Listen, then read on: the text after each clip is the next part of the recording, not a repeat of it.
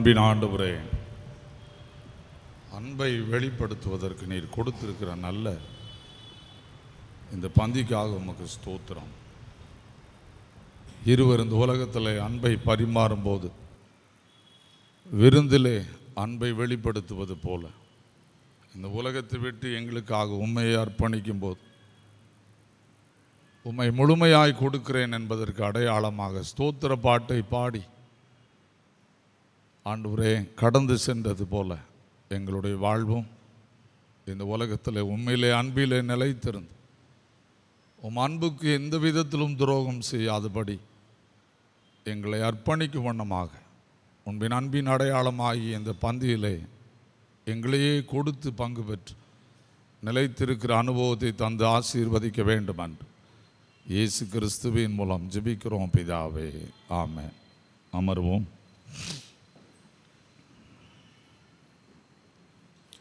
இந்த நல்ல மாலை பொழுதுக்காக ஆண்டவருக்கு நன்றி சொல்லுவோம். ஆண்டவருடைய பெரிய கிருபை இந்த ஆண்டும் தபசு காலங்களை கடந்து வரும் வாய்ப்பை கிருபையாக நமக்கு தந்தார். ஆண்டவருடைய வார்த்தைகளை பல கோணங்களில் கேட்டோம், கற்றுக் கொடுத்தார், எச்சரித்தார், புத்தி சொன்னார், சில காரியத்தை கடிந்து கொண்டார். ஆண்டவருடைய அன்பை வெளிப்படுத்தினதை குறித்து நாம் ஆண்டவருக்கு நன்றி சொல்லுவோம். இந்த காலங்களில் எதற்காக இந்த 40 நாள் இந்த கடைசி வார நிகழ்ச்சியோடு இணைக்கப்பட்டது என்பதை பல சரித்திர புஸ்தகத்தில் நான் படித்த போது, ஒரு காலத்தில் கொலை செய்துவிட்டு ஓடிவிடுவார்கள், கடுமையான பாவத்தை செய்துவிட்டு தேசத்தில் எங்கேயாவது ஒளிந்து கொள்வார்கள். அப்பொழுது இந்த அளவுக்கு கண்டுபிடிப்பதற்கு கருவி கிடையாது, யார் செய்தார் என்பதை கண்டுபிடிக்க முடியாத நிலை இருந்தது. இந்த காலகட்டங்களில் திருச்சபையை நடத்தின தலைவர்கள் திருச்சபைக்குள்ளும் இப்படிப்பட்ட மனிதர்கள் இருப்பதை கண்டார்கள். அவர்களை கண்டுபிடித்து இந்த 40 நாள் அவர்களை ஒரு ஆலயத்தில் அமர வைத்து அல்லது ஒரு இடத்துல அமர வைத்து போதகர்களும் அவர்களோடு இருந்து உபவாசித்து ஜெபம் பண்ணி அவர்கள் பாவங்களை அறிக்கையிட வைத்து அநேகர் அரசாங்கத்தில் போய் ஒப்புரவானார்கள், அநேகர் திருடினதை திரும்ப கொடுத்தார்கள், தவறு செய்தவர்கள் மன்னிப்பு கேட்டு திருந்தினார்கள். அப்படி திருந்தினதை அறிவிப்பதற்கு ஒரு அந்த திருந்தினவர்கள் மறுபடியும் தேவன் அவர்களை சேர்த்து கொண்டார் என்கிற அடையாளத்துக்கு இந்த பெரிய வாரம் இணைக்கப்பட்டது என்று சொல்லப்பட்டிருக்கிறது. அவர்கள் திருந்தி விட்டார்கள் 40 நாள். அதனால் அவர்களை எங்கேயோ அனுப்பிவிடுவது அல்ல என்று சொல்லிவிட்டு இந்த பெரிய வாரம் என்கிற பரிசுத்த வாரத்தை இணைத்து 3 நாளும் அவர்களுடைய ஆலயத்தில் வைத்து அவர்களுக்கு வேதத்தை போதித்து இந்த பெரிய வேலைக்கிழமை அவர்களே திருவிருந்திலே பங்கு பெற வைத்து திருச்சபையின் ஐக்கியத்தில் இணைந்து தங்கள் அன்பை புதுப்பித்து கொண்டார்கள் என்று சொல்லப்பட்டிருக்கிறது. இதன் பின்பு அந்த பெரிய வெள்ளிக்கிழமை அனுசரித்து ஈஸ்டர் ஆராதனையோடு வீட்டுக்கு சென்றார்கள் என்று தான் சொல்லப்பட்டிருக்கிறது. ஒரு திருச்சபையினுடைய உடைவு அல்லது ஒரு திருச்சபையினுடைய மறுதலிப்பு, திருச்சபை மக்களுடைய அர்ப்பணம் இல்லாத நிலை, இவைகளை மறுபடியும் சீர்திருத்துவதற்கு சரிப்படுத்துவதற்கு இந்த நாட்களை அந்த காலத்தில் உள்ள பரிசுத்தவான்கள் பயன்படுத்தினார்கள். அதுதான் இந்த காலத்திலும் இதை ஆசரிக்கிறோம். இதை சரித்திர புஸ்தகத்தின்படி பார்த்தீங்களானால் நிறையா வித்தியாசமான விளக்கம் இருக்கிறது. ஆனால் நாம் இதை ஆசரிக்கிறோம், ஆசரித்து முடிக்க உதவி செய்தார். இந்த நாளிலே நாம் இந்த 40 நாளும் ஆண்டவரோடு ஐக்கியப்பட்டிருக்கிறோம், நம்மை வெறுத்திருக்கிறோம், ஒருத்திருக்கிறோம், தேவனோடு அவருடைய பந்தியிலே பங்கு பெற வருகிறோம். அன்பின் அடையாளமாக என்னை அவர் அன்பின் பந்திக்கு அழைக்கிறார், நான் அவரோடு சேர்ந்து இந்த விருந்திலே பங்கு பெறுகிறேன். இது எவ்வளவு பெரிய மேன்மை என்பதை ஆண்டவர் நமக்கு கற்றுக் கொடுத்தார். நான் அதனால தான் யாத்திராகமம் 12ஆம் அதிகாரத்தை பின்பகுதி எங்களுக்கு வாசிக்க சொன்னேன். யாரை மட்டும் தெரிந்து கொள்ளவில்லை, இஸ்ரவேல் ஜனங்களை மட்டும் அன்று தெரிந்து கொள்ளவில்லை, இஸ்ரவேல் மக்களோடு புரஜாதியாரும் இருந்தார்கள். புரஜாதியாரும் அவர்களோடு கிளம்ப ஆரம்பித்தார்கள். அன்று இரவு ராத்திரி வீடுகளிலே பந்தி நடந்தது. அந்த வீட்டிலே புரஜாதியாரும் உட்கார்ந்திருந்தார்கள். அந்த புரஜாதியாரும் உடன்படிக்கையை செய்திருந்தால் என்ன செய்யலாம்? பந்தியிலே சேரலாம். என்ன உடன்படிக்கை பண்ணியிருக்கணும்? ஆபிரகாம் செய்த உடன்படிக்கை. சரியா? அந்த உடன்படிக்கையை பண்ணியிருந்தால் அவர்களும் பந்தியிலே சேரலாம். அன்பின் வெளிப்பாடு. நான் இந்த உலகத்தின் கடவுள்களை மறந்து யெகோவாவை ஆண்டவராய் ஏற்றுக்கொள்கிறேன். அந்த யெகோவாவை ஆண்டவராய் என்னுடைய சரீரத்தில் ஏற்றுக்கொள்கிறேன். உடன்படிக்கை எதற்கு அடையாளம்? என் சரீரத்திலே இயேசு கிறிஸ்துவின் அச்ச அடையாளத்தை பதித்து கொள்ளுகிறேன் என்று நான் எப்படி இயேசு என்னை ஏற்றுக்கொள்ளுகிறார், நான் அவரை ஏற்றுக்கொள்ளுகிறேன் என்று சிலுவை அடையாளம் போட்டு அவரை கிறிஸ்தவன் என்று சொல்லுகிறோமோ, அவர்கள் அன்று முதல் இயேசுவை ஏற்றுக்கொள்கிறார்கள். வேறொரு கடவுளை வணங்க மாட்டேன் என்று ஒத்துக்கொள்கிறார்கள். இதை நாம் இந்த உலகத்தில் வாயினால் அறிக்கையிடுகிறோம், ஏற்றுக்கொள்கிறோம். பழைய ஏற்பாட்டில் சரீரத்திலே ஆண்கள் என்ன பண்ணினார்கள்? அதை உடன்படிக்கையாக தரித்து கொண்டார்கள். அதைத்தான் ஆண்டவர் ஆபிரகாமுக்கு சொன்னார், விசுவாச பிள்ளைகள் அவர்கள் எல்லாரும் எங்கே வரலாம்? இந்த பந்திக்கு வரலாம், திருவிருந்துக்கு வரலாம் என்று சொன்னார்கள். வந்தவர்கள் இஸ்ரவேலர் மாத்திரமல்ல, எல்லாரும் வந்தார்கள். எல்லாருமே புறப்பட்டு வந்தார்கள். எல்லாருமே கானானை அடைவதற்கு வந்தார்கள். புறஜாதிகளையும் அவர் தள்ளிவிடவில்லை, புறஜாதிகளையும் கானானுக்குள்ளே அழைத்து சென்றார் தான் பார்க்கிறோம்.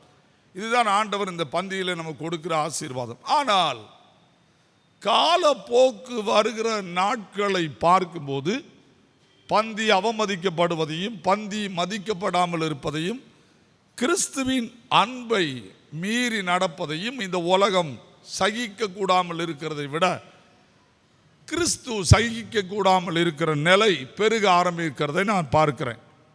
இதை மிகுந்த வேதனையோடு இந்த செய்தியை நான் உட்கார்ந்து ஆராய்ந்து பார்க்க வேண்டிய கட்டாயம் வந்தது. நான் அதற்கு எடுத்த பகுதி, இந்த பந்தியினாலே கிடைக்கிற ஆசீர்வாதம் என்ன? யோவான் 6ஆம் அதிகாரம் 56வது வசனத்தை ஒருத்தர் வாசிங்க.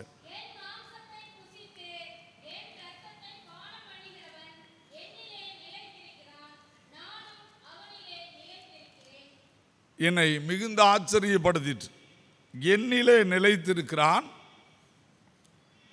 சொல்லுங்க. நானும் அவன். அவர் என்னோடு நிலைத்திருப்பது என்பது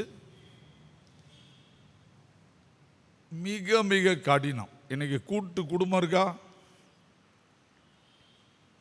சத்தமே வர மாட்டேங்குது. கூட்டு குடும்பம் இருக்கா? தேடி கூட பிடிக்க முடியல. ஏன்?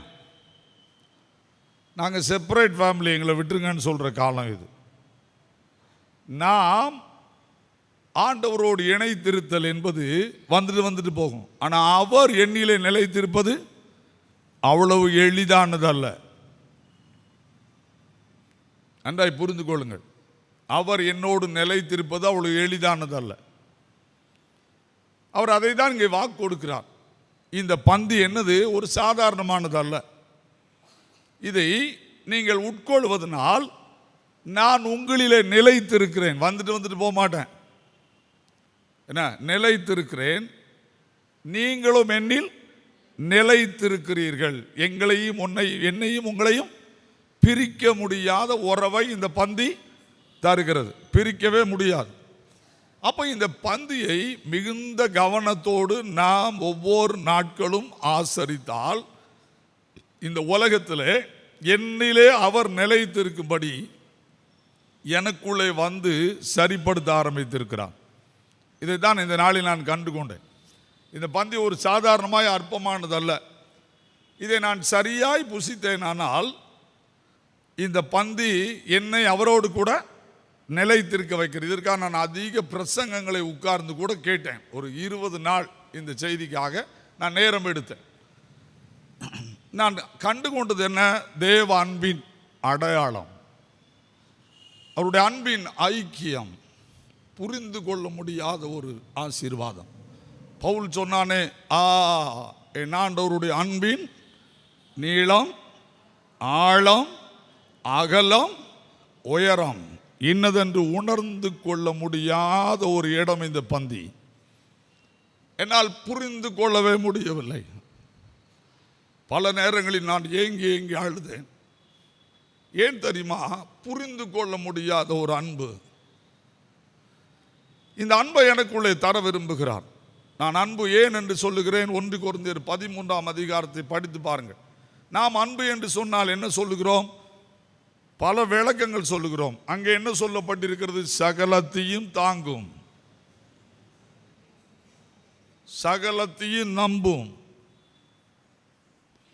சகலத்தையும் சகிக்கும், அன்பிலே குறைவில்லை. ஒருவர் எனக்கு விரோதமாய் செய்கிற காரியத்தை குறித்து நான் பேசுவேன், ஆனால் அதிகமாய் பேசுவேன். என் கணவன் எனக்கு விரோதமாய் பேசின காரியங்கள், என் மனைவி எனக்கு விரோதமாய் செய்த காரியங்களை அதிகமாய் பேசுவேன். ஆனால் அன்பு இருந்தால் நான் பேசுவதை நிறுத்துவேன், சகிப்பேன், தாங்குவேன், ஏற்றுக்கொள்வேன். இதனுடைய அடையாளம் தான் இது. என்னை சகிக்கிறார். அன்பு சகலத்தையும் தாங்கும், சகலத்தையும் நம்பும், சகலத்தையும் சகிக்கும், சகலத்தையும் விசுவாசிக்கும் சொல்லிவிட்டு சொல்லுகிறார் அந்த அதிகாரத்திலே 10ஆம் வசனம் என்று நினைக்கிறேன். நிறைவானது வரும்போது எது ஒளிஞ்சிரும்? இப்ப நிறைவானது என்னது? இப்ப நிறைவானது என்னது? அன்பு. நிறைவானவர் யார்? நிறைவானது அன்புன்னு சொல்லிட்டா நிறைவானவர் யார்? நீங்களா? நானா? என்ன சத்தமே வர மாட்டேங்க. நிறைவானது அன்பு. நிறைவானவர் யார்? இயேசு கிறிஸ்து. நிறைவானவர் யார்? இயேசு கிறிஸ்து. நிறைவானவர் வரும்போது, ஆனா நிறைவானவர் எனக்குள் வர வேண்டுமானால், நிறைவானவர் எனக்குள் நிலைத்திருக்க வேண்டுமானால், நிறைவானவர் என்னோடு கூட ஐக்கியப்பட வேண்டுமானால், நிறைவானவரோடு இந்த பந்தியிலே நான் பங்கு பெற வேண்டுமானால்,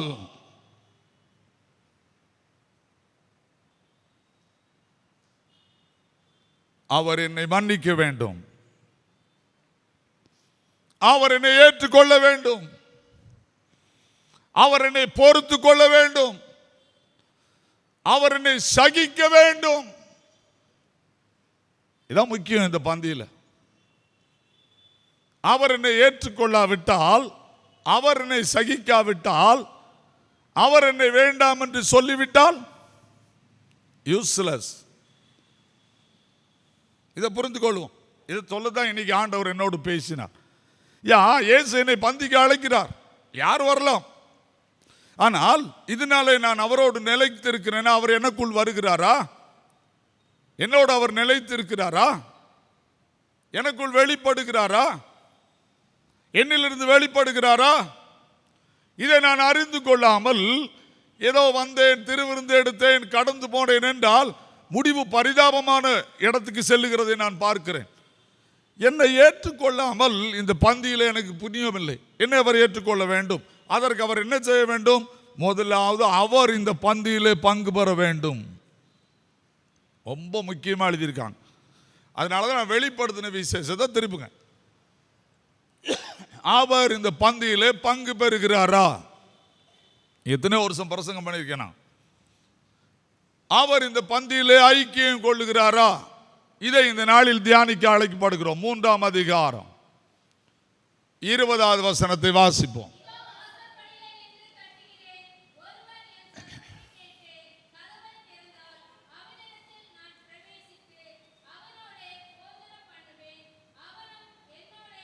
இங்க என்ன சொல்ல வருகிறார்?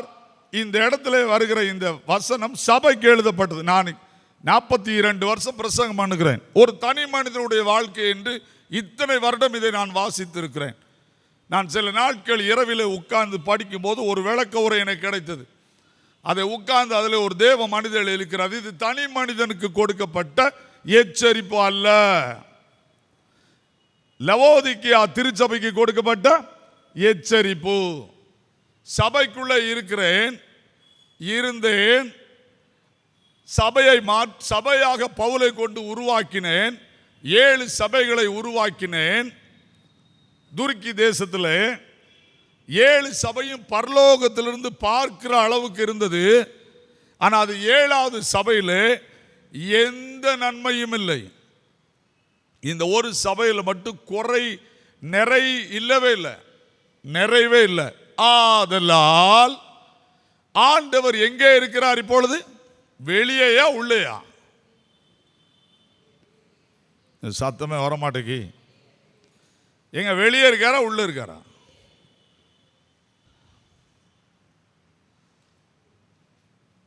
நம்ம சபையில் எங்க இருக்காரு?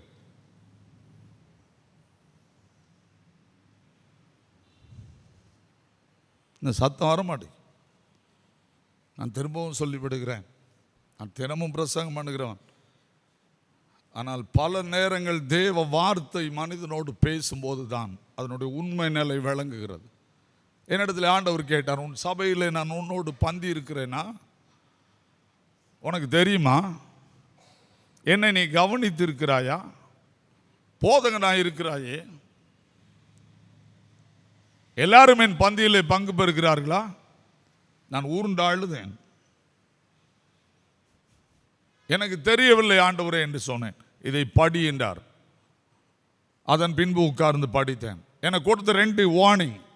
ஒன்று, நான் உள்ளே இல்லை, ஒரு சபையில் வெளியே நிற்கிறேன். நான் உள்ளே வர விரும்புகிறேன். ஆதலால் என்ன சொல்லுகிறேன்? சத்தமோடு சொல்லணும், சத்தமோடு சொல்லணும். எத்தனை பிரசங்கம் கேட்டிருக்கோம்? எத்தனை பிரசங்கத்தில் கதவு தட்டி இருக்காரு?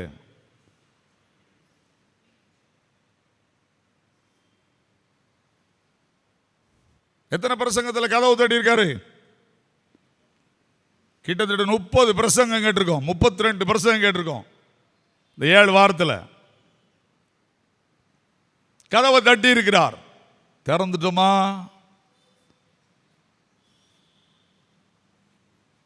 திறந்துட்டோமா திறக்கலையா? இதான் இன்னைக்கு கேள்வி. அங்க என்ன எழுதுகிறார்? தட்டுகிறேன்,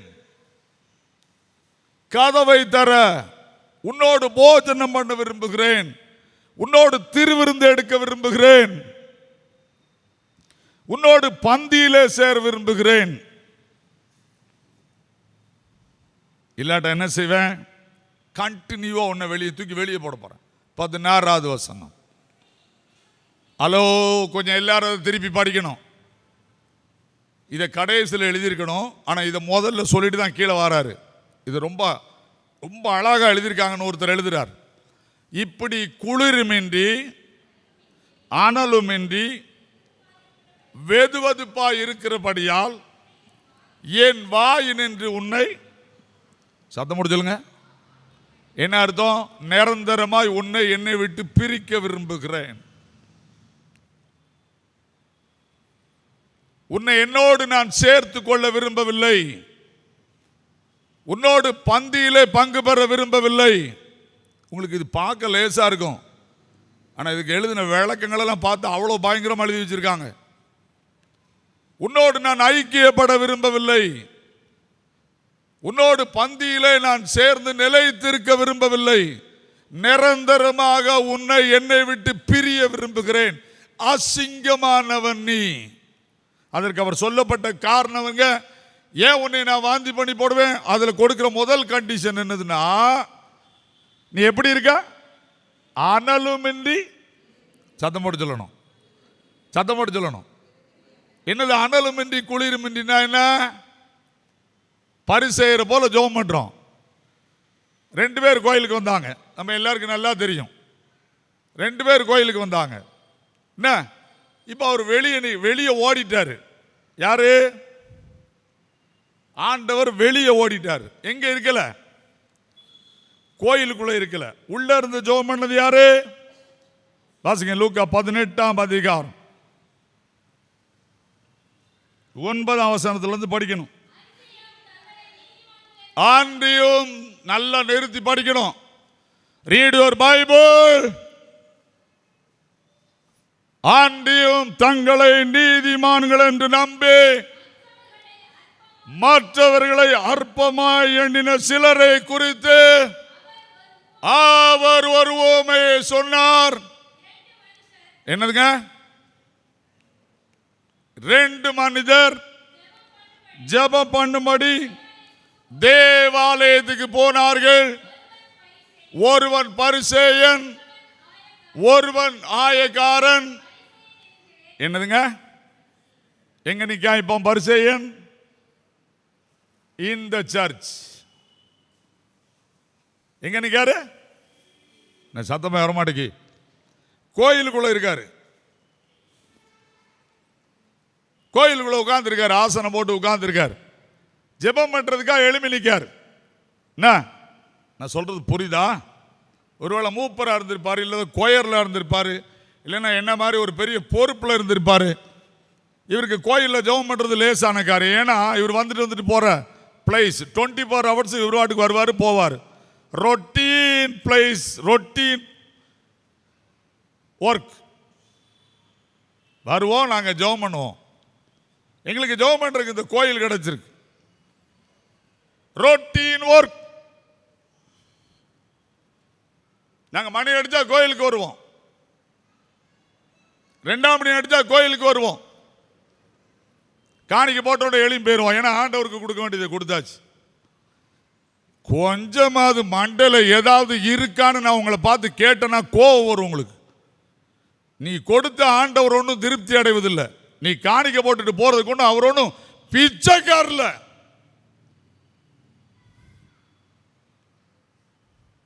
நீ காணிக்க கொடுத்த பிறகு உன்னை கை ஒத்தி ஆசீர்வதிக்கு தான் இந்த ஆராதனை.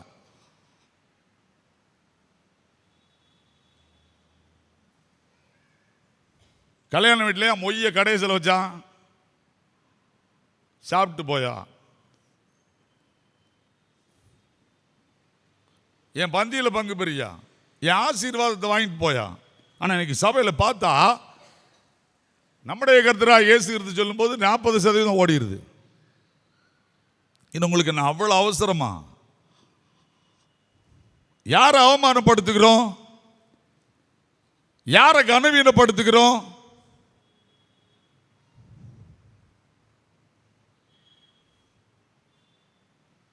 மல்கியா 1ஆம் அதிகாரம் 7ஆம் வசனத்திலிருந்து நீங்க அப்படியே படிச்சு பாருங்க. 6ஆம் வசனத்துல இருந்து, நான் பிதாவானால் எனக்கு கொடுக்கிற கனம் எங்கே சொல்லிட்டு அந்த இடத்துல அவர் சொல்றாரு பாருங்க. பந்தி எண்ணமாயிட்டு போயிட்டு உனக்கு கர்த்தருடைய பந்தி எண்ணமே இல்லை, கனமே கொடுக்க முடியல. ஆலயத்தில் இருக்கிறவருக்கு கொடுக்க வேண்டிய கனத்தை கொடுக்க தெரியல. ஏன் ஒரு வெளியே நிற்காரு, உள்ளே வரமாட்டேக்காரு, ஏன் வாந்தி பண்ணை போடுவேனாரு? அவருக்கு கொடுக்க வேண்டிய கனம் கொடுக்க மறுக்கிறோம். அறிவியல் வளர வளர, அறிவு வளர வளர நோவு பெருகுது. அறிவு வளர வளர கடவுளை அவமதிக்கிறோம். துணிஞ்சிட்டோம். திருவிருத்தி எடுக்க முடியாது. ஐயர் இப்படி கேட்டா எடுக்க மாட்டேன். இது ஒண்ணு ஐயரோல் பந்தி கிடையாது. நன்றாய் புரிந்து கொள்ளுங்கள் சொல்லிவிட்டேன். நான் கடைசியில் ஒரு சம்பவம் சொல்றேன் உங்களுக்கு, அப்போ புரியும். இப்ப நீங்க வாங்க. அவர் எழுப்பி நின்று ஜெபம் பண்ணாரு. என்ன ஜெபம் பண்ணாரு? இப்ப அவனை பாருங்க. எனக்கு ரொம்ப பிடிச்சது தெரியுமா? தேவனே, யாரதான் முதல்ல எழுக்காரு?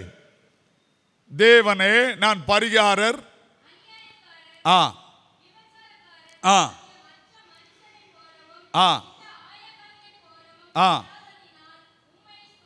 இவன் யாரோட கம்பேர் பண்றான்? எங்க இவன் ஜெபத்தில் கம்பாரிசன் யாரோட இருக்கு? ஐயர் பிஷப்போட கம்பாரிசன் பண்ணாருன்னா விளங்க மாட்டான். ஐயர் யாரோட கம்பேர் பண்ணணும்? சத்தம் வர மாட்டேங்கி. உங்களை நீங்க யாரோட கம்பேர் பண்றீங்க? அவளோட நான் யோக்கியம், அவனோட நான் யோக்கியம். இதுக்கு ஆண்டவருக்கு தோத்திர வர என்ன சொல்றான்? இப்படி இல்லாததுனால் என்னது? அவர் ஓடிட்டாரு. யார் ஓடிட்டா? தோத்திரம் சொன்ன யார் ஓடிட்டா? சத்தமே, நான் பைபிள் தான் சொல்றேன், கதெல்லாம் விடல. பைபிள் விடலாம் வெளியே போக மாட்டேன். எங்க தோத்திரம் சொன்ன யார் ஓடிட்டா? உங்க தோத்திரத்தை யாரால பொறுக்க முடியல. கொஞ்சம் திங்க் பண்ணுங்க ப்ளீஸ். மைண்டை கொஞ்சம் யூஸ் பண்ணுங்க. சர்ச்சுக்கு வந்து திருவிருந்து எடுக்க வாரமா? இயேசு பாவிகளை நேசிக்க வந்தாரா இல்லைன்னா பாவிகளை விரட்டி விட வந்தாரா? நேசிக்க வந்தாரா விரட்டி விட வந்தாரா? நீங்க நேசிக்கலா?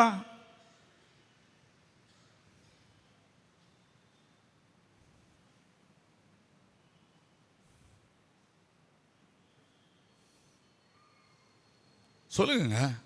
கம்பாரிசன் சர்ச்சில் பெருகி போச்சு.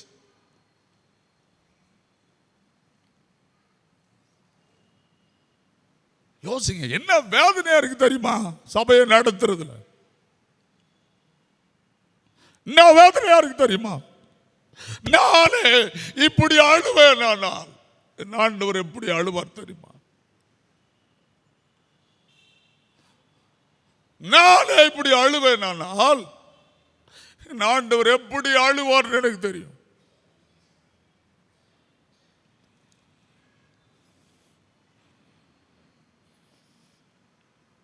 அன்றை புரிந்து கொள்ளுங்க.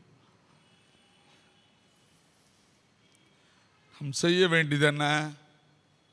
யாரையும் கம்பேர் பண்ணாத, யாரையும் உற்று நோக்காத. என்ன செய்யணும்? 1 தீமோத்தேயின் புஸ்தகம் திருப்புங்க, 5ஆம் அதிகாரம். 1 தீமோத்தேயின் புஸ்தகம் 1 படிங்க பார்க்கலாம். எங்க எனக்கு எழுதியிருக்கிறத பாருங்க. உங்களுக்கு எனக்கு பைபிள்ல சில தப்பு நடந்தா நீ என்ன செய்யணும்னு எழுதியிருக்கு பாரு. கையில பெரம்ப தூக்கிட்டு அலைய முடியாது ஒரு போதகர்.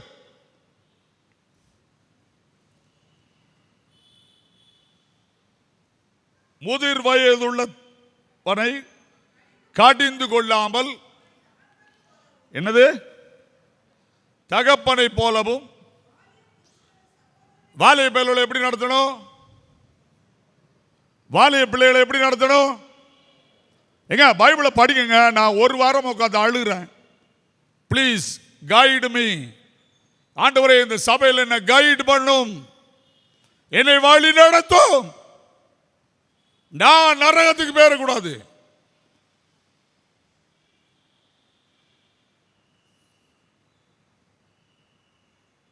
அதிகாரம் கையில் இருந்தோன்னு ஆட்டம் போடாத ஆலயத்தில் சொல்லிட்டேன். நீ சேர தப்புன்னு சொல்ற உனக்கு ரைட் கிடையாது.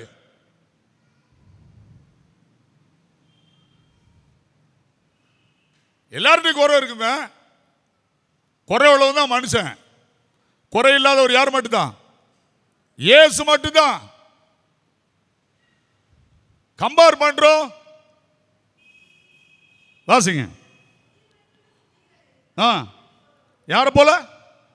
தாயை போலவும் பாலிய ஸ்திரீகளை எல்லா கற்புடனும் சகோதரிகள். என்ன என் பிள்ளை தப்பு அப்படின்னா அடுத்த வீட்டுக்கு தெரியாம எப்படி அவளை கூப்பிட்டு சத்தம் பண்றனோ, அதை பிள்ளை சபையில ஒரு பிள்ளை தப்பு அப்படின்னா அந்த பிள்ளையுடைய கற்புக்கு மாண்பு இடரையில் வராதபடி வெளியே தெரியாம சைடு எழுதியிருக்காங்க.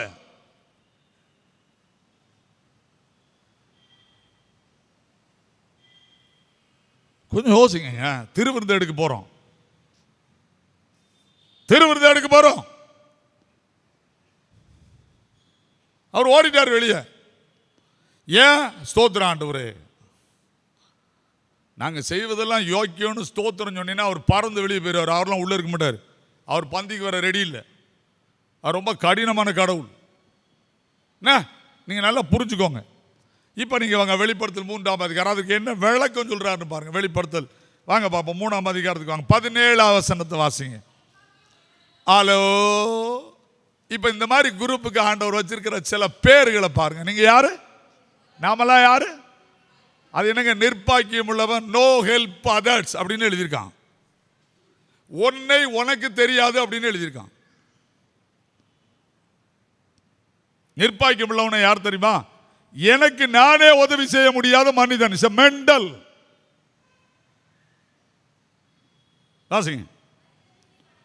அடுத்து யாரு? இப்போ ஒரு மனுஷன் சாக்கடை தண்ணியை குடிச்சானா நீங்க என்ன பண்ணுவீங்க? பார்த்து நீங்கள் ரோட்டில் நிற்கிங்க, அவன் சாக்கடை தண்ணி எடுத்து என்ன செய்கிறான்? கட கட கட கடன் குடிக்கான். நீங்கள் அவனை பார்த்து என்ன செய்வீங்க? சோத்திர ஆண்டவரே, அல்லேலூயா ஆண்டவரேன்னு சொல்லுவீங்களா? ஐயையோ! இப்போ உங்களை சபையில் ஆண்டவர் பார்த்து என்ன சொல்றாரு? என்ன சொல்றாரு? நீ பரிதபிக்கப்பட்டவன். ஏன்னா உன்னை நேசிக்க உனக்கு தெரியல. உன்கிட்ட அன்பு கூர்ந்தா தானே அடுத்தவன் மேல அன்பு கூற முடியும். உன்னை அன்பு கூற முடியல உன்னால. திருவிருந்து எடுப்பது எளிதல்ல. வாசிங்க. அடுத்து யாரு? தரித்திரன். என்ன அர்த்தம்? சோத்துக்கே வழி இல்லாதவன். உன்கிட்ட எந்த கிருபையும் கிடையாது. நீ நல்லா பாடலாம், ஆனா உன் பாடலை ஆண்டவர் ஏற்றுக்கிட மாட்டாரு. பீசா மண்ண ரோட்டு ஊழியா அவர் எப்பவுமே எங்களுக்கு ஊழியம் செய்யும் போது, உங்கள் ஏரியாவில் தான் நிறையா அவர் பிள்ளைகளாக இருக்காங்க. அவர் என்ன பண்ணுவார்னா, கையில் எதுவுமே எடுக்க மாட்டார். கையில் தெரியாமல் டிராக்டர் மட்டும் ஒன்று இங்கே வச்சிருப்பார். குடும்பமான மட்டும் சுவிசேஷத்தில் பேசுவார். அவர் அப்படியே நடந்து போகிறார் சுவிசேஷம் சொல்கிறதுக்கு. பைபிள் எடுத்துகிட்டு வராதம் பாரு, கிறிஸ்தவன் உன்னைய காட்டாதம் பாரு. அப்படி போகும்போது ஒரு டேப் ரெக்கார்டு, அந்த காலத்தில் இருந்த டேப் ரெக்கார்டில் தோத்திரம் செய்வேன்னு பாட்டு பாடிட்டு இருந்துச்சு. அதில் ஒரு பேய் டான்ஸ் ஆடிக்கிட்டு இருந்துச்சு. உடனே இவர் பார்த்தாரு, ஏய் என்ன உனக்கு எவ்வளோ கொழுப்பு இருக்கு, எங்கள் கிறிஸ்தவ பாட்டுக்கு டான்ஸ் ஆடுதான். அந்த பேய் என்ன சொல்லுது தெரியுமா? பாட்டு உங்கள் பாட்டு, பாடுறாள் எங்க ஆளு. நான் சொல்கிறது விளங்கலையோ? நான் சொல்கிறது விளங்கலையோ? விளங்குதா விளங்கலையா? பாட்டு உங்க பாட்டு, பாடுறாள் எங்க ஆளு. உடனே அவர் ஆஃப் பண்ணிட்டு அவர் பாடினாரு, ஓடிட்டு. பாட்டு ஆண்டவர் பாட்டு தான். பாடுறாள் யாரு?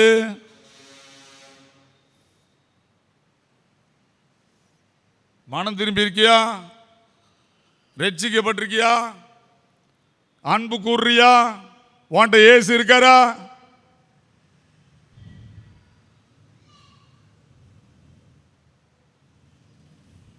புரிந்து கொள்வோம். இன்னும் அழகாக எழுதியிருக்கிறார். சொல்லிட்டு அடுத்து நிர்வாணியமா இருக்கிறதை சத்தம் போட்டு சொல்லுங்க. அதான் பிரச்சனை. நீ நிர்வாணினே உனக்கு தெரியல, உன் உடம்புல சட்டே இல்லை. ஒரு சபைக்கு எழுதுறாரு பாருங்க, நீ நிர்வாணிப்பா, என்னையால உன்னை பார்க்க முடியல. ஆதாம் எங்க இருக்கிற? ஆதாம் எங்க இருக்கிற?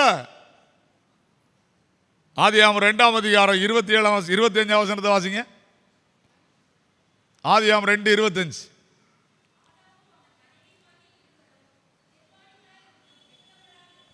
முதலே நிர்வாணிகளாக தான் இருந்தாங்க, ஆனா தேவனோட உலாவுனாங்க. என்ன இல்ல?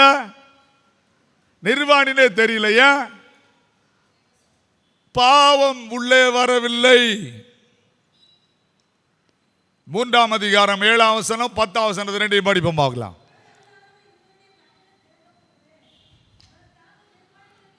தாங்கள் நிர்வாணிகள் என்று அறிந்து, என்னது இப்ப நிர்வாணிகள் என்று அறிந்து வெட்கம் வந்துட்டு.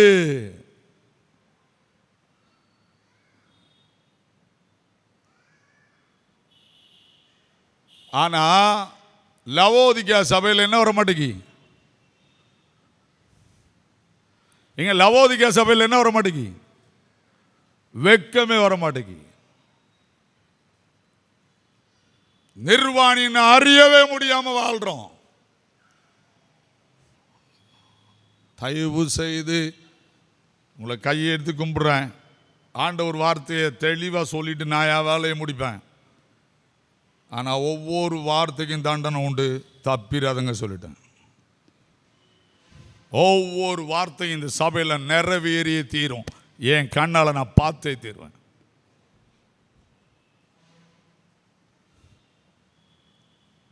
யாரும் தப்ப முடியாது, நானும் தப்ப முடியாது. ஏன்னா சொல்லி கொடுக்கிறது ஆண்டவர். புரியவே மாட்டேங்க சில காரியங்கள். அப்போ என்ன செய்யணும்? நிர்வாணின்னு அறிந்தா பயம் வந்துருச்சுல. 10ஆம் வசனத்தை வாசிங்க.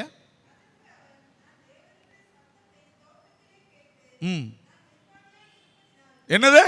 இப்ப எனக்கு ஆண்டவர் சத்தம் கேட்டுட்டு, அப்ப நிர்வாணின்னு அறியணும்னா யார் சத்தத்தை கேட்கணும்? ஆண்டவரே நான் சரியா இருக்கேனான்னு தினமும் காலையில் என்னையே ஆண்டவரையும் செக் பண்ணும். இந்த அடுத்தவனை செக் பண்ற சோழியை மறந்துரு சொல்லிட்டேன். சர்ச்சில் அடுத்தவங்களை செக் பண்ணாதீங்க. என்ன தப்பு பண்ணாலும் ஆண்டவர் பார்த்துக்கிடுவார். நீங்க அடுத்தவனை செக் பண்ணா திரும்ப திரும்ப சொல்லிட்டேன், நீ எந்த அளவினால் அளக்கப்படுகிறாயோ நீ அளக்கப்படுவ.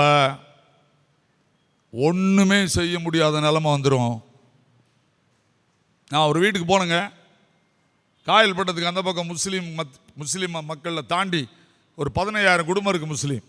அதுக்கு அந்த பக்கம் ஒரு சர்ச் இருக்குது கடற்கரை ஓரத்தில். அதுக்கு நான் என்னை ஒரு சபை ஊழியனா உள்ளே போட்டாங்க. ஏன்னா அது சபை பெரிய பிரச்சனை ஆகிட்டு. அந்த வீட்டில் ஒரு பையன் மெண்டல், ஒரு தங்கச்சி மெண்டல். விலங்கு இப்போ வேணாலும் வாங்க, விலங்க வச்சு கெட்டி ரோட்டில் போட்டிருக்கு, ஒரு குடிசை போட்டு உள்ளே போட்டிருக்காங்க.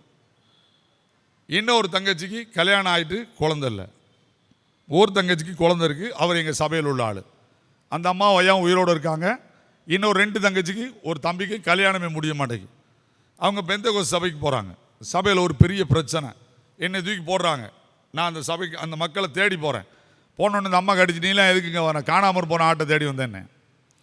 உடனே சரின்னுச்சு. அந்த அம்மா ஒரு வாரம் கழிச்சு என் சர்ச்சுக்கு வந்துச்சு. என்னை கையை கூப்பிட்டு அழுதுச்சு, என்னம்மாண்ணே என் பிள்ளைகளுக்கு கல்யாணம் நடக்கணும்னுச்சு. இப்போ நான் வீட்டுக்கு வரேன் அப்படின்னு. நான் காலையிலேருந்து ஒரு 3 மணி நேரம் உட்காந்து அமைதி ஆண்டவர்கிட்ட ஜெபம் பண்ணேன், ஆண்டவர் என்னோட பேசும் அப்படின்னு. அப்போ ஆண்டவர் சொன்னார், நீ நேரே போ, ஜெப கூட்டம் வை அந்த வீட்டில்னார். எல்லாருக்கும் ஃபோன் பண்ணி வர சொன்னேன், ஜெப கூட்டம் வைக்கிறேன். குடிசை வெளியே தான் மணலில் வச்சுருந்தேன், ஒரு டீப் லைட்டை மட்டும் கட்டி. நான் பிரசங்கம் பண்ணிவிட்டு ஒரு வாலிபுல இப்படி சொடக்கடிச்சு கூப்பிட்டேன், தங்கச்சி மயிலும் அப்படின்னு. நீ இந்த வார்த்தையை உங்கள் அப்பா அம்மாவுக்கு விரோதமாக எத்தனை நேரம் சொன்னான்னு சொல்லு.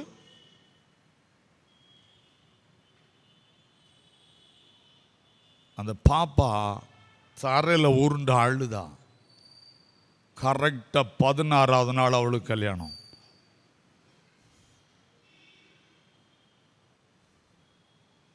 ஒன்னு அறிந்துக்க, அவளுக்கு கல்யாணம் நான் தான் முடிச்சு வச்சேன்.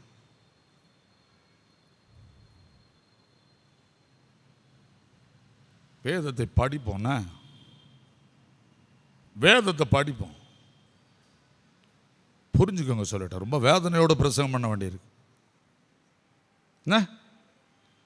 இப்போ நான் உனக்கு என்ன செய்யணும், நீ இப்படி இருக்க, ஆனால் நான் என்ன செய்யணும், நீ பெரிய பணக்காரன் சொல்ற. வாசிங்க. யாரு சத்தப்பட்டு சொல்லுங்க. எனக்கு என்ன குறை இருக்கு, நான் தான் சம்பாதிக்கிறேன், எனக்கு துட்டு இருக்கு. 10 நிமிஷத்தில் பறந்து போயிடும். ஒரு வயிற்றால போவோம், 1 லட்சம் ரூபா வாங்கி விட்டுருவான். ஜாக்கிரதை சொல்லிட்டேன். உன் பணம் 5 நிமிஷத்தில் போயிடும். பணத்தை கோயிலில் காட்டாத, படைச்சவர்கிட்ட பணம் கையில் வச்சிருக்க என்கிட்ட பணம் இருக்குன்னு சொல்லாத. ஏன்னா அந்த லவோதிக்கா சபை நிறைய மில் இருந்துச்சு, துணி மில், நிறைய மருத்துவம் அங்கே இருந்துச்சு. மிகப்பெரிய பணக்கார சபை. இப்ப சொல்லுங்க, நம்ம தகுதி எங்க காட்டக்கூடாது, கடவுள்கிட்ட காட்டவே கூடாது, காட்டவே கூடாது. அப்ப என்ன செய்யணும், திரும்ப லூக்கா 12 நான் போகணும். இப்ப வெளியே ஒருத்தன் ஜெபம் பண்ணா, என்ன ஜெபம் பண்ணா, ஆயக்காரன் கோயிலுக்குள்ள வரல, தூரத்தில் நின்று தன் கண்களை வானத்துக்கு ஏறெடுக்க துணியாமல் தன் மார்பிலே அடித்து கொண்டு, தேவனே பாவியாகி என் மேல் இந்த கோயில் வாசல் நின்று ஜெபம் பண்றதுக்காக எனக்கு என்ன தந்தீர், கிருபை கொடுத்தீர். உம்மை தேவனே என்று சொல்லுவதற்கு எனக்கு கிருபை கொடுத்தீரே. அவன் அல்ல, இவனே நீதிமானாக்கப்பட்டவனாய் தன் வீட்டுக்கு திரும்பி போனான். கோயிலுக்குள்ள இருக்கிறவன் இயேசு கிறிஸ்துவை விரட்டினா, இயேசு கோயிலுக்குள்ள இருந்து யாரோட போயிட்டாரு, இயேசு கோயிலுக்குள்ள இருந்து யாரோட போயிட்டாரு? நம்ம சத்தம் வராத, வந்தா நம்ம திருந்துரும். கோயிலுக்குள்ள இருந்த இயேசு யாரோட போயிட்டாரு? ஆயக்காரனோட வீட்டுக்கு போயிட்டாரு. கோயில் காலி முடிஞ்சு போச்சு. தெரியுமா? இன்னை வரைக்கும் எருசலேமில் கோயில் கிடையாது. நான் அதை சொன்ன உங்களுக்கு கோபம் வந்துடும். அன்னைக்கு போனவர் தான், இன்னை வரைக்கும் எருசலேமில் கோயில் கிடையாது. அதை நான் சரித்திரப்படியாக விளக்கணுன்னா உங்களுக்கு அவ்வளவு பயங்கரமாக இருக்கும். அப்போ படிச்சுக்கோங்க. அப்போ என்ன செய்யணும்? 2 வசனம் டக்குன்னு சொல்லி முடிக்கிறேன். 2 பேதுருவின் புஸ்தகம் 2ஆம் அதிகாரம். அப்போ விருந்தில் எப்படி இருக்கணும்? இப்போ விருந்தை விட்டு அவரை விரட்டி விடாமல் இருக்குன்னா நாம் என்ன செய்யணும்? 13ஆம் வசனம். இவர்கள் ஒரு நாள் வாழ்வை இன்பம் என்று எண்ணி, நல்ல பைபிளை படிச்சுக்கோங்க. திருச்சபைக்கு வரும்போது எப்படி இருக்கணும்? கரைகளும் லட்சைகளுமாயிருந்து உங்களோடு விருந்துண்கையில் தங்கள் வஞ்சனையினால் உல்லாசமாய் வாழ்கிறார்கள். அந்த வசனத்தை தொடர்ந்து வாசிக்குங்க. விபச்சாரம் மயக்கத்தால் நிறைந்தவர்களும் பாவத்தை விட்டு ஓயாத கண்களையும் உடையவர்கள், உறுதி இல்லாத ஆத்துமாக்களை தந்திரமாய் பிடித்து பொருளாசையில் பழகின இருதயத்துடைய சாபத்தின் பிள்ளைகள். இவங்களுக்கு பேர் சாபத்தின் பிள்ளைகள். திருவிருந்தில் வந்து கரை உண்டாக்குன, திருவிருந்த கரைப்படுத்தின சாபத்தின் பிள்ளைகள். யூதாவின் புஸ்தகம் சொல்லி முடிக்கிறேன். யூதாவின் புஸ்தகம் திருப்புங்க, எல்லாரும் திருப்பிக்கோங்க. யூதாவின் புஸ்தகம் 11ஆம் வசனத்திலிருந்து படிக்கணும். இவர்களுக்கு ஐயோ, இவர்கள் காயினுடைய வழி என்னன்னா, காயின் எப்படியும் கோயிலுக்கு காணிக்கை கொண்டு வருவான். காயின் கர்த்தருக்கு பலி செலுத்துவான். இவர்கள் காயினுடைய வழியில் நடந்து பீலையாம் கூலிக்காக செய்த வஞ்சகத்தில் விரைந்தோடி கோரா எதிர்த்து பேசின பாவத்திற்குள்ளாகி என்ன செய்தாங்க? சத்தம் போட்டு சொல்லணும். கெட்டு போயிட்டாங்க. அடுத்த வசனம், இவங்க எங்க வராம இருக்க மாட்டாங்க. இவங்க எங்க வராம இருக்க மாட்டாங்க? திருவிருந்துக்கு வராம இருக்க மாட்டாங்க. நான் யார் வாக்கியம் அப்படி கேட்கியா? இன்னிலேருந்து ஆரம்பிச்சிருவோம் சபைக்கு. சுடே சொல்லிட்டேன், தைரியமா சொல்றேன். நான் கடவுளுடைய தீர்க்கதரிசியா வாழ்றவன்.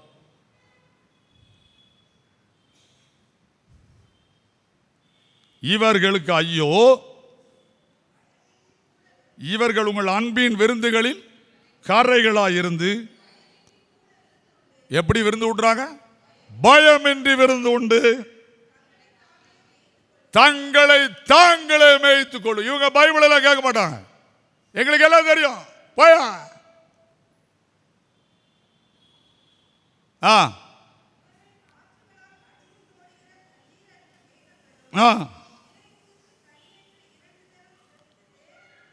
இவங்க யாருன்னு பைபிள் எழுதியிருக்கு. இதை யார் சொன்னா தெரியுமா? அதை மட்டும் சொல்லி முடிக்கிறேன். 14ஆம் வசனம். ஆதாமுக்கு 7ஆம் தலைமுறையான ஏனோக்கு. எங்க இவங்களை குறித்து யார் எழுதிட்டு போயிட்டா? தேவனோடு சஞ்சரித்த ஏனோக்கு சொல்லிட்டான். கடைசி காலத்தில் இப்படிப்பட்டவன் எழும்புவான்.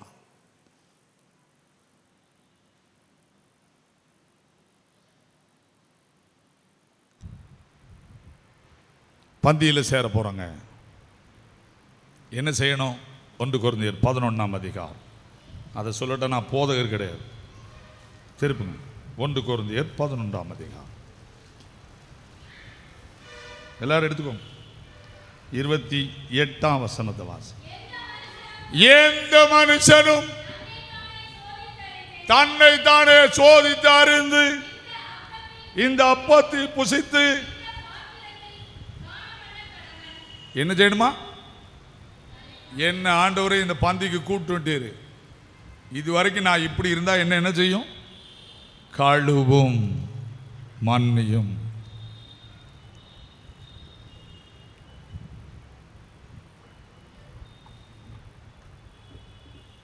இதை சொன்னா அவர் இன்னும் அன்புள்ளவராக இருக்கிறார். கண்களை மூடுவோம், தலை தாழ்த்துவோம், கண்களை மூடுவோம். ஏதோ வந்தோம், கோயிலுக்கு வந்தோம்லாம் சத்தம் போட்டுக்கிட்டு இருக்காது. நான் திரும்ப திரும்ப சொல்லிட்டேன், இனி சபையில் ஆண்டவர் இறங்கி செயல்படுறதை நான் என் கண்ணால் பார்ப்பேன். ஏதோ நான் கூலிக்கு மாரடிக்கிறதுக்கு வரல.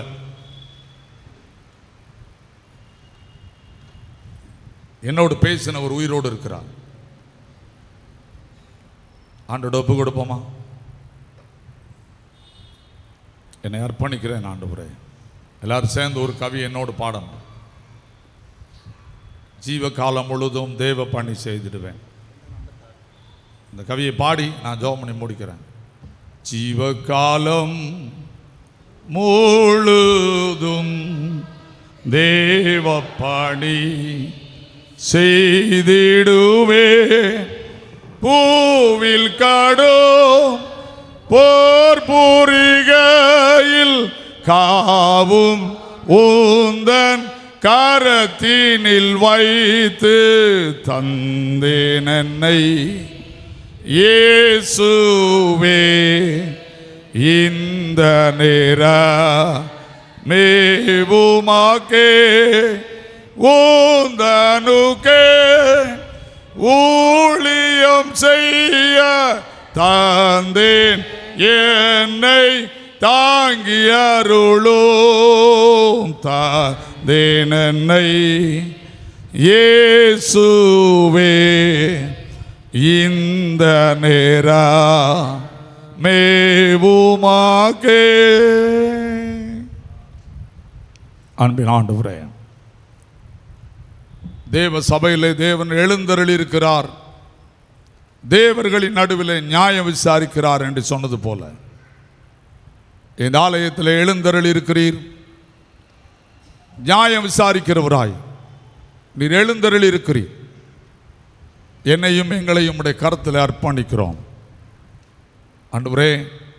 1 பேதுரு 1:17 4:17 சொன்னது போல நியாய தீர்ப்பு தேவனுடைய வீட்டில் துவங்கும் காலம் என்பதை அறிந்து இந்த ஆலயத்தில் வந்து பந்தியிலே சேரும்போது எங்களை நாங்கள் ஆராய்ந்து உயிர்த்து பார்த்து எங்களை அர்ப்பணித்து ஒப்பு கொடுத்து எங்களை உணர்ந்து பந்தியிலே சேர எனக்கும் எங்களுக்கும் உதவி செய்யும், ஆசீர்வதியும்.